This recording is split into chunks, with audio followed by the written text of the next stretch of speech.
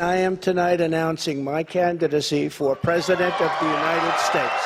While it's clear Donald Trump is all in for 2024, his MAGA hold on evangelicals may have lost some strength. A lot has happened since last time around. January 6th, the fallout with Mike Pence, the Mar-a-Lago classified documents, continued focus on the past election, and just overall drama. Corey Lewandowski is his former campaign manager. How much work does Donald Trump have to do with evangelicals? He's got the track record. I got it. I got the resume, most pro-life president in history. No one's going to argue with any of that.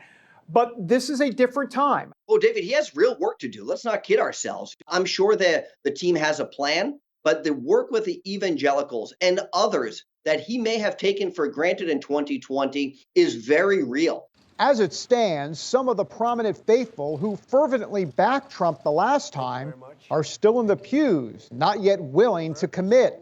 No official support from the likes of Franklin Graham, Jack Graham, or Albert Mohler, all previous backers. Pastor Robert Jeffress, once a vocal Trump defender, says he'll wait until the primary season comes into focus. Dr. Mike Evans, who helped mobilize evangelicals for Trump, says the former president does not personify biblical values and, quote, does not have the support of the evangelicals that he did. Christian TV host James Robison has also been critical this time around, saying, quote, if Mr. Trump can't stop his little petty issues, how does he expect people to stop major issues? Some of these people love the Trump policies, but they don't like the chaos that sometimes ensues around him. And I think they are waiting to see, is Ron DeSantis going to get in? Is Mike Pompeo going to get in? What is Mike Pence going to do? Are we going to see people like Chris Sununu or Kristi Noem get into the race for president as well? I think the field is still being developed. Meanwhile, liberal media outlets like Vanity Fair are taking advantage with headlines like, "We will get destroyed. Evangelicals are quietly ditching Donald Trump's 2024 bid." The overall message being that evangelicals will consider options like Ron DeSantis, Pence, and others if they get in. So what does Donald Trump think of all this? Well, it's something we discussed during a phone interview earlier last week. What is your message to them? Well, I don't really care. Look, that's a sign of disloyalty. There's great disloyalty in the world of politics, and that's a sign of disloyalty because nobody has ever done more for right to life than Donald Trump. A public sign of trouble came after a social media post by Trump regarding the midterm election results. He wrote, quote, "It was the abortion issue, poorly handled by many Republicans, especially those that firmly insisted on no exceptions, even in the case of rape, incest, or life of the mother, that lost large numbers of voters."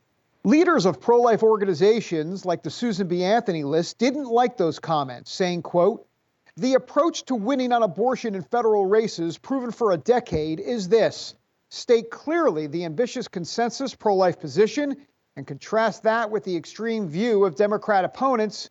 We will look forward to hearing that position fully articulated by Mr. Trump and all presidential candidates." I want people to do what they have to do and, keep their beliefs. But I think without exception, Ronald Reagan and myself and others, many others, probably most others, believed in the exception because, if